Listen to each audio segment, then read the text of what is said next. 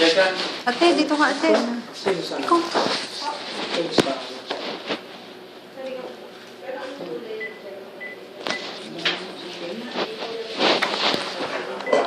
Tayo na lang ako. Malamig eh. First time niya dito. Pero ano po yung sa Nazareth, naging pasyente po po, pasyente Ay! na. Mga pala yun ano? Parang lumit kayo. Baba Gusto rin na. tama doon.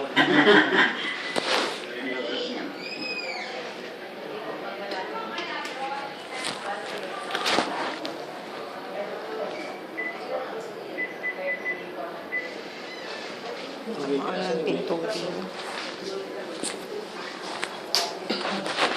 May ECG ba uli kayo? Nung po sa ano, nung bago po lumabas. Ngayon din po.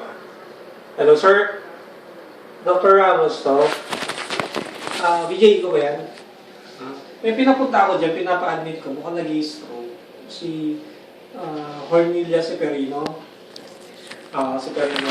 Ang problem nun, walang kamag-anak, mag-isa lang siya. Sabi ko, magpa-admit na. Ngayon kung ang mga kailangan permahan, i-care muna sa akin kasi kilala ko naman yan eh. Basta masitis ka lang, tapos tawag niyo na lang ni Dr. Ailaga. Nakatapan niya natin. Thank you. Okay na itong meeting ninyo. Digital po ginamit ng ano. Ang digital naman kung magkamali nun, 10-20. Kung hindi yan kalayo. Yung pulse nyo, hindi na rin bumibilis. Yun ang ano lang naman natin is yung regularity ng pulse. Ano nga yung gamot na binibigay natin sa inyo? Daltiazem tsaka Catapres. So wala na nung naka-losartan ito, di ba dati? Dati po, inyo pong ipinatigil. Ipinatigil. Tsaka yung Amlodipine, di ba? Apo, pinatigil po nyo dahil yung yan po natin.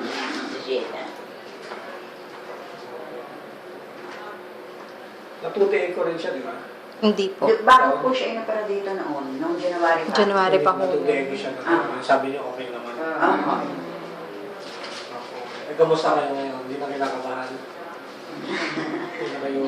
Hindi na kayo nagpapalpiti? Hindi na? Yung kinakabog. Kinakabog po. Kinakabog po. Paminsan, meron naman hindi na madalang. Madalang naman. Ibig sabihin sa isang araw, halos hindi niyo mapansin kung kinabugma kayo. Yan ang pasok ko sa pamiho sa inang sa iba ko nang ako'y maipasok. Pagka nakakita ng doktor ko kinakabog. Kayo magpapasok ng mga lang. Okay ka muna eh. Pag nakakakita ng doktor siya, Nakabog. saka pag dinadala sa mga ospital, kinakabog.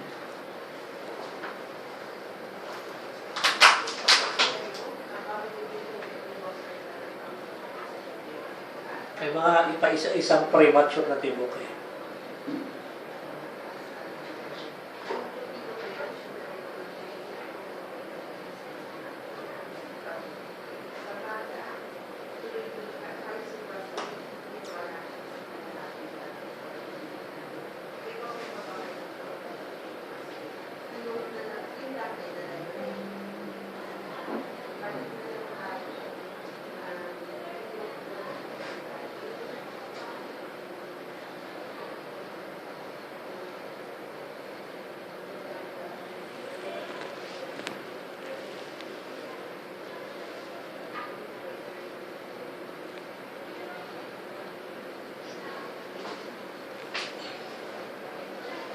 Saan kayo natuloy, Eko? Sa Nazareth po. Pero matagal na nung dito pa yung operasyon. Kung January. Ba, ano ba buong kayo inopera? February? February. oh. February. Alit ni Jerry na.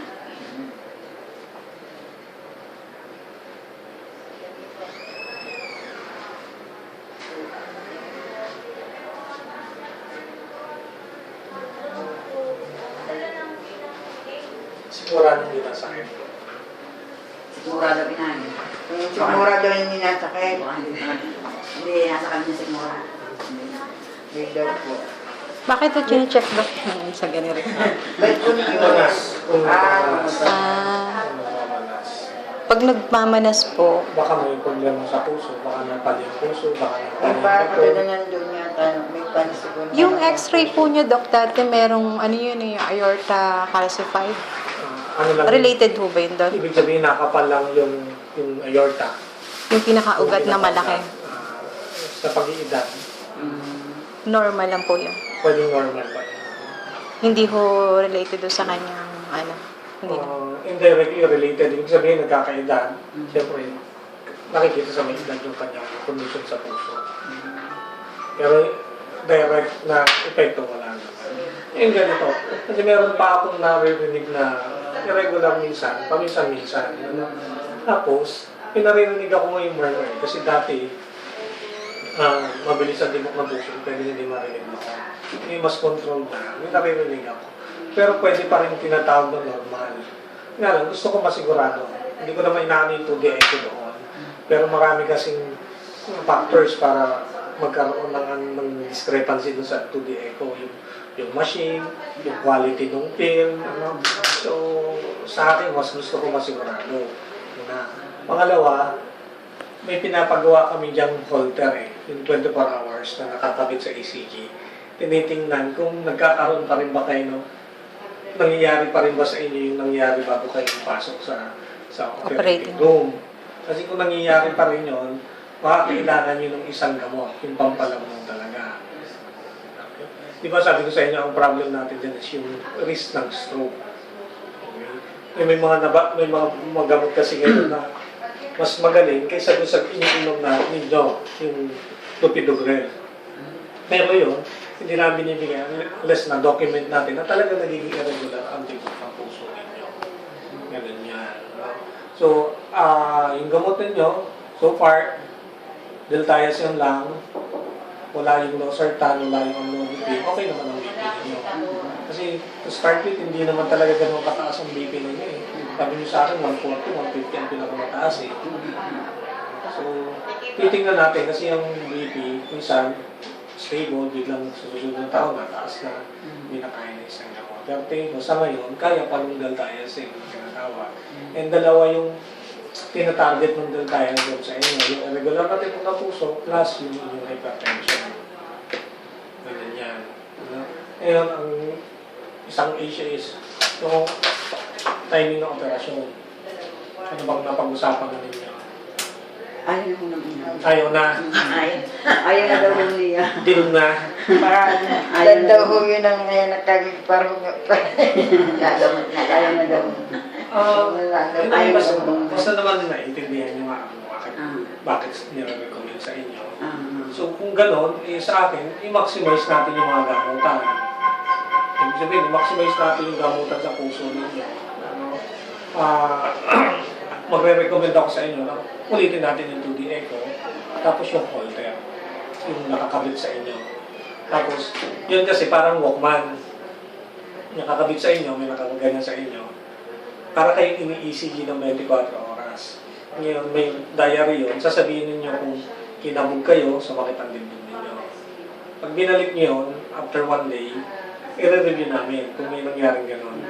Pag sinabi nyo sumakit ang dibdib o kinabog kayo, titingnan namin kung ano nangyayari sa puso ninyo. Kung sinabi nyo kinakabog kayo, tapos makikita namin doon sa holter irregular, yun ang sinasabi ko, baka may ibang gamot tayong kailangan sa inyo. Ganun yan. And yun nga, yung sa 2D echo, gusto ko malaman. Normal ba talaga? Mayroon kasi sabi niyo normal. Doon na lang ang pagbabasiya. Oo, dahil... Doktor po ang nagganon eh. Doktor din po ang nagbasa. Doktor, Para? Sino ba? Dr. Jenny. Dr. Jenna pala. hindi ba ba si Dr. Jenny na Hindi SC? basta po i-refer ng Isa? nung bago po inopera. Hello?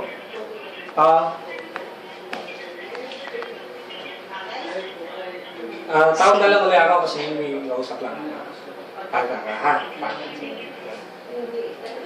Basta alam po namin, tinodo-echo siya, hindi po namin alam kung sino Sino bumasa. Dahil basta? sa hospital po yung ginawa. Yun din ang dilema ko, hindi natin alam kung sino bumasa. Kasi yan, 2D echo, ako pa si cardiologist, hindi ako nagbabasa ng 2D echo. Pero marunong ako ng 2D echo. Pero hindi namin alam kung sino bumasa. sinasagot namin kasi, meron talaga kasing nakabasa kami ng 2D echo. Dahil yung bago inopera, lahat po ng test, Test, ginawa sa oo, kanya, kinuha ko bago siya inopera. Kaya hindi ko namin alam kung sino bumasa. Kaya namin ko alam, Gusto, dinala siya gusto dito. kong ma-double check. Gusto kong mag-confirm kung ayos ba talaga. And pag mag-confirm tayo, gusto ko yung talagang nagbabasa ng tubig. To the echo is for the heart lang po, Doc. Ultrasound ng puso. Yun lang. Ultrasound ng puso. Sa gamutan, wala akong babaguhin sa gamot ninyo.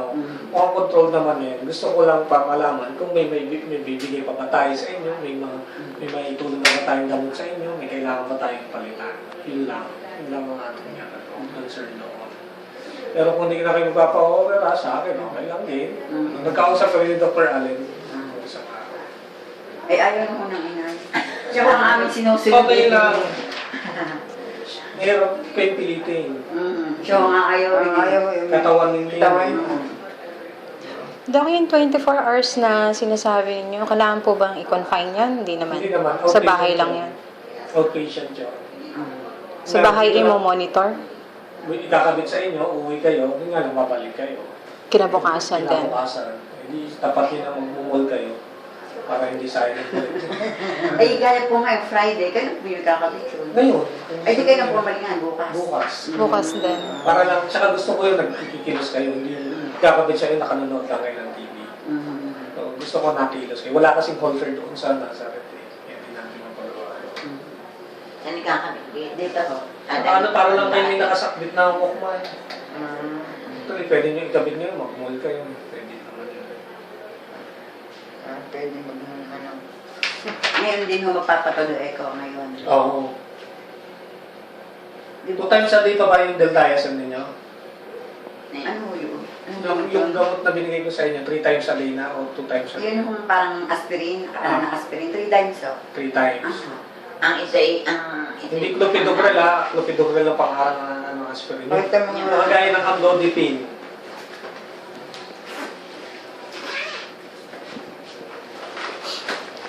Kasi ang ganda ng pulse rate nyo ngayon, 73. Yan, Doc, ay nami-maintain gawa ng gamot. Gawa na ng gamot. And yun nga, Aricodo, ang Philippines. ayan, yun yung parang amlodipine ito. Ito yung parang aspirin. Ito yung sa BP. Ilang beses yung Three. 3 times. So, ganun pa rin tayo. Wala akong babaguhin sa gamot kasi okay naman din. Yun nga, gusto kong gawan kayo ng test para malaman kung okay na ba tayo talaga niyan. ay kakabit na yun, yan, gano'n mo sa atin. Babalik tayo dito bukas. Ganitong oras din po daw. 24 hours kasi iyon. So, mga ganito. So, mga alas 2. Tapos yun kasi, pinapadala namin sa Manila. After 3 days pa yung result. So, pwedeng pag tinanggal, uwi kayo. Follow up na lang kayo sa akin pag may time kayo next week. Actually, pwedeng kung wala naman siya nararamdaman at okay naman siya, pwedeng isa na lang sa inyo. Para hindi Yung na siya. kukunin nga result. Yung result papakita lang. Ibig sabihin, Doc, pag hindi na siya uminom ng ganyan, maggagano naman yung pulse rate niya. Ano yung possibility? So, maintenance na ho yan? Maintenance. Dagdag sa maintenance ninyo. Ano? Yung gamot na yan, dagdag na sa maintenance. Pero ano pa ba ibang gamot nito? Ano lang po, sa akin po pulmonary.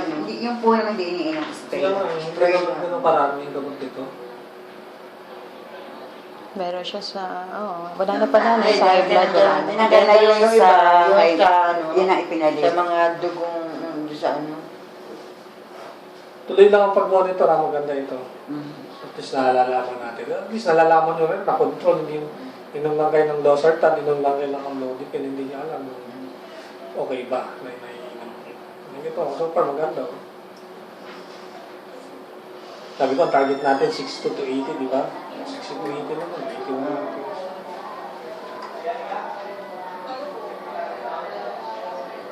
May possible ba, Doc, na kahit umiinom siya niyan, tumaas pa rin? Laging ganun yan. Possible pa kayo.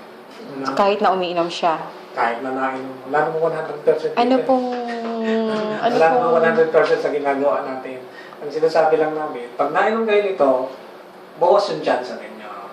Gaya ng kondisyon nyo sa puso, bawas ang chance nyo ma-stroke. Pero, meron pa rin. At saka, di ka sabi po niyo, Dok, ikaw pag halimbawa ilang days na tumataas, iinumin yung dati niyang iniinom na gamot. Yung dati isang dati. beses sa inyo. Pero, Walang sa amin sa medisina, walang absolute na tinatawag. Yun ang rule namin. Yun nga lang, pag hindi nyo naman ininom, mas mataas ang chance. Parang yung ginagawa namin sa puso. Pag hindi namin binigyan ng gamot, mas mabilis kang atake. Pag uminom ka ng gamot, natadagdagan lang yung panahon na hindi ka inaatake. Pero posible pa rin. Ganun lang yun. Any first aid, Doc? Pagka ano? Meron siyang catapress pag tumaas Yun ang lang. BP. Then, monitor ng BP. BP, oo. Punta ulit. Wala naman kayo pasapa sa ano. nagpasabas. Normal lang po ang nagwa 150, Doc, Oo. sa edad ng inay. Pag nag 160, consistent na 160. Ano pong dapat gawin? Tuloy, ganito yan. Sabi ko sa paggamit ng catapress, hindi kada 160 catapress. Ang normal na behavior ng blood pressure, lalo na sa hypertensive, tataas siya paminsan-minsan. Napagod na konti, tataas minsan. Kahit nakarelax, tataas siya. Pag tumaas na gano'n, pahinga uli, isang oras, alam nyo na mataas eh. Pahinga isang oras. Pag chinek nyo uli ang BP, mataas palalo, tumaas palalo, sa mag-catapress. After 1 hour, recheck. Kung mataas palalo, catapress. Kung after 1 hour, ganun pa rin, punta na ang hospital. Pero yung 160, nagpahinga, bumaba, okay na yun. Hindi gada ako 160, bigay ko naman. So, dapat Normal dalawang response beses yan lang eh. ang catapress na yun, Oo. kung sakali. Oo, normal response yan ng katawan yung pagtaas ng BP. Aha. Hindi kada taas, bigay tayo ng gamot.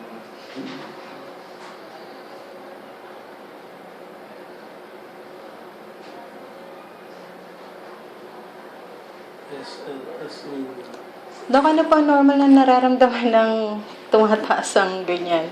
90% sa kanila walang nararamdaman. Wala lang po. Physically, Kaya ang tawag Walang nila dyan silent makikita. killer, sa hypertension. sa walang mapapansin lang.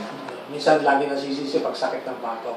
Pero hindi nila mga talaga Pero kasi buwan na ako pero hindi nagtataas ang ito. Napakaganda na yun. pero kung mga siya nito, 120 wala nararamdaman. So, Basta nalaman ko. Basta nalaman ko. pero kahit na wala nararamdaman, ginagawa siya. Bakit? Ay, Hindi mas stroke. Mas magaling pa daw kung may nararamdaman niya, kaysa wala nararamdaman. Yun ang sinasabi namin sa kidneys. Maraming kaatibat na problema. Yung kung may nararamdaman, mabuti pa nga kasi magpapacheck ka. Yung iba mayaman pa, Wala nararamdaman. yung nararamdaman. Mas magaling pang may nararamdaman. Monitor, tsaka 2D echo. Magaling na yung sigurado tayo na wala tayong na-miss. Tsaka hindi na tayo magpapa-order. kaya nagpapatuloy ko. Bukas ulit babalik. So, dyan tayo, Sam. Clopidogrel, 1 tablet once a day. Ito, 1 tablet 3 times a day. Kung napansin nyo na bumababa ang BP niya, nag-100 palagi, 90 palagi, pwede nyo gawin 2 times a day. Ako binibigyan ko yung pasyente ng laya na mag-adjust ng mga gamot kasi kayo na nakakakita. Basta alam ninyo. Ano? Yung pulse rate, kapag laging 55 pataas, pababa, pwede nyo bawasan din ito. Ito rin ang binabawasan. Diba? So, catapress clopidogrel. Ito yung request. Doon sa heart station, sa baba, Holter tsaka 2D echo. Ang nagbabasan nito ay si Dr. Rosita. Kasama ko ito sa St. Luke's. At ito ay echocardiographer. Magkakaiba pa ang puso. Hinati pa namin ang puso para may magawa kami.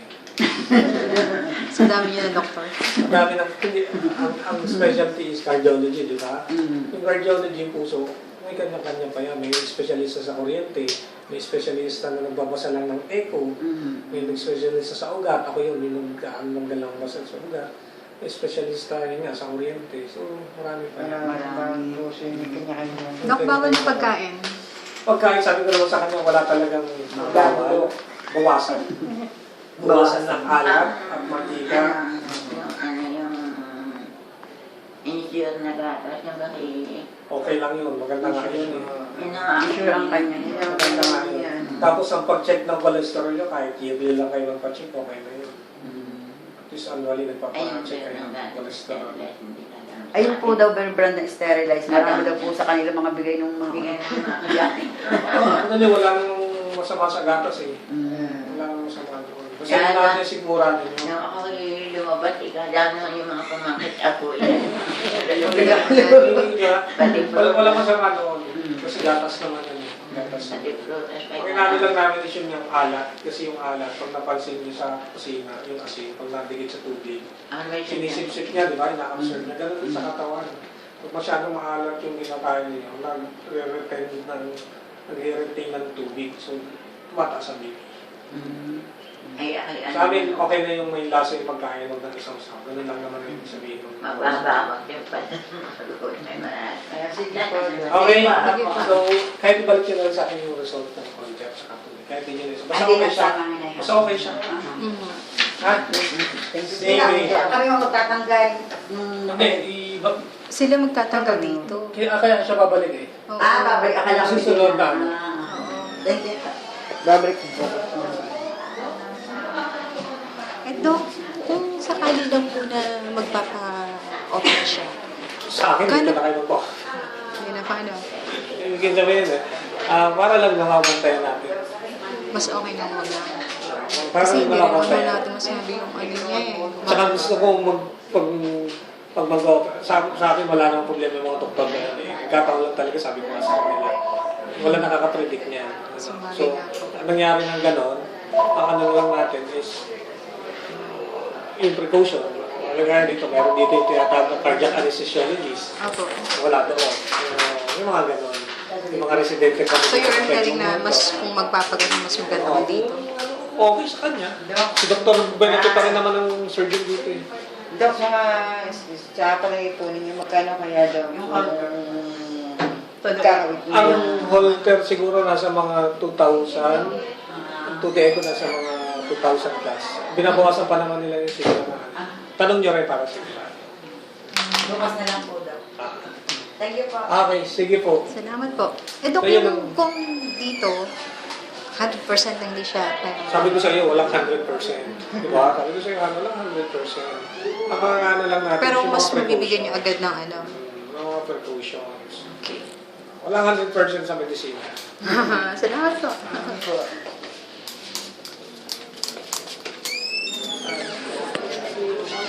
Tapos na? Ihiin na.